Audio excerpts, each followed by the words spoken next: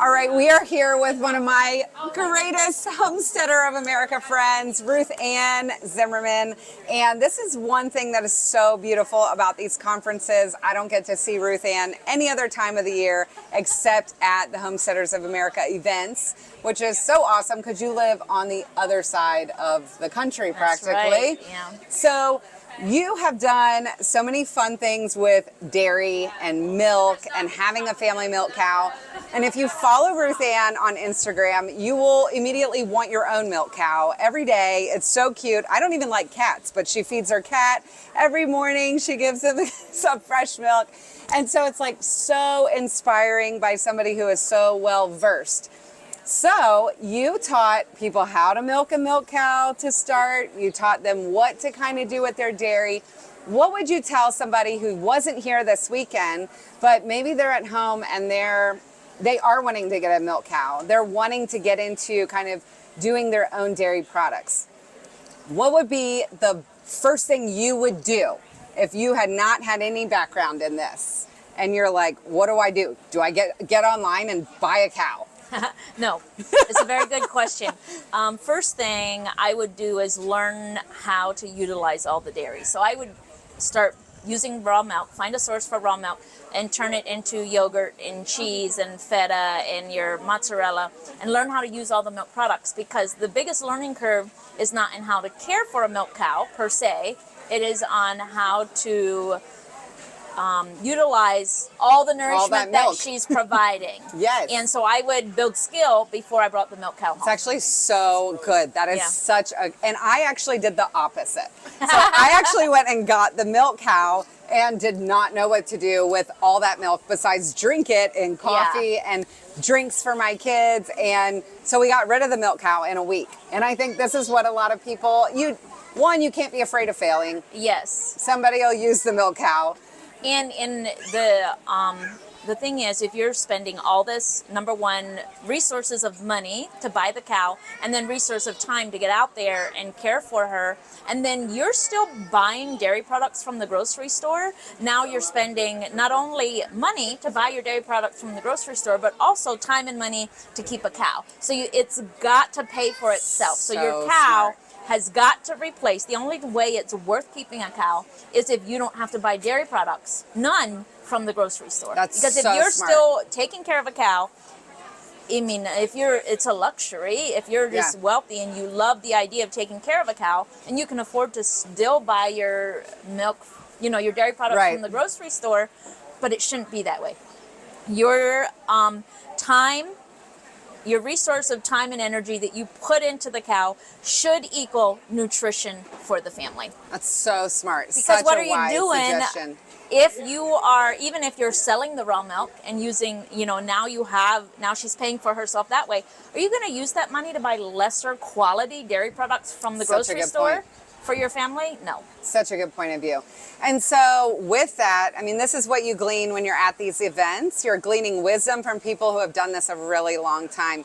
And you can learn a couple ways in life. I mean, there's definitely the school of hard knocks, or there's a school which I've attended. Yes, which is like a rite of passage in life, but also there's just ways to learn from people who are wiser. So let's talk to the next person that's watching that is making all their dairy products and they're ready to make that next step and buying their first cow. Tell us what you would do again now if you didn't really have that experience. You've mastered the art of all things dairy, but you want to buy your first cow. Okay. What are you looking for? Well, it depends on, do you have experience with large livestock or not? If you have zero experience with large livestock, I would pay extra for a good old dairy cow that has all the patience and is experienced, because she's going to teach you how to be a milkmaid.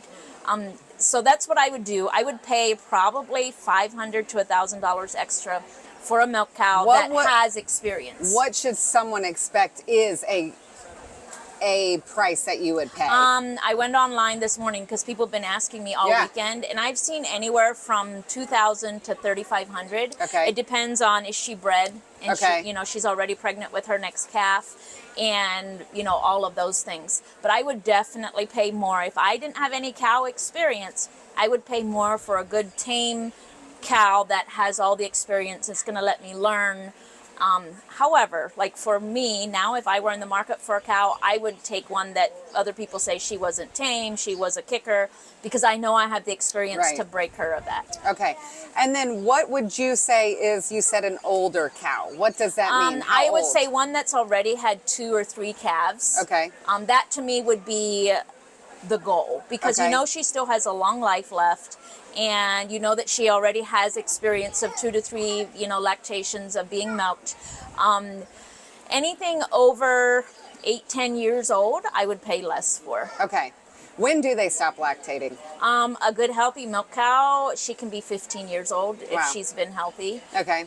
She's definitely, so their peak production is going to be like from, say, 2nd to 3rd lactation up to probably about 6 or 8. And Okay. after that, they'll slow down a little. Okay. And what about if you have connections with like a dairy, a local dairy? Would Yes. that be a good place? I actually would go to a local dairy rather than buy from Facebook Marketplace. Okay. I would go to a local Jersey, well, because I like jerseys. Yeah. But I would go to them and say, hey, I'm interested in a cow.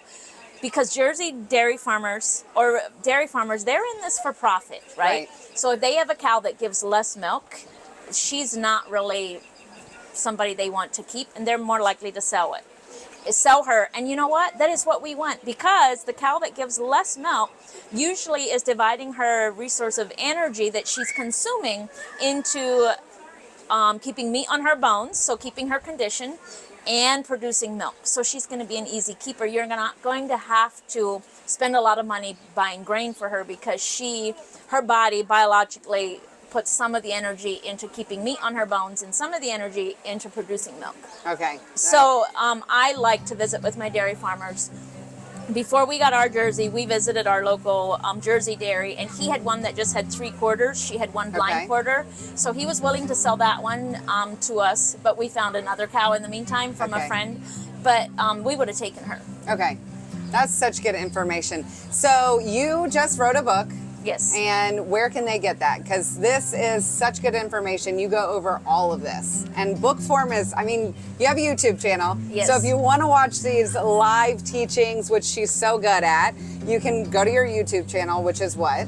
Homesteading with the Zimmermans, or my tag is RuthAnn Zim. Yeah. So you can find her there. But we're promoting to people to build their library. Because if the internet goes out because of a rainstorm, one day.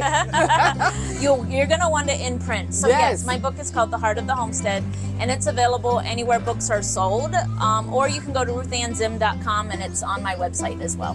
What is the heart of the homestead?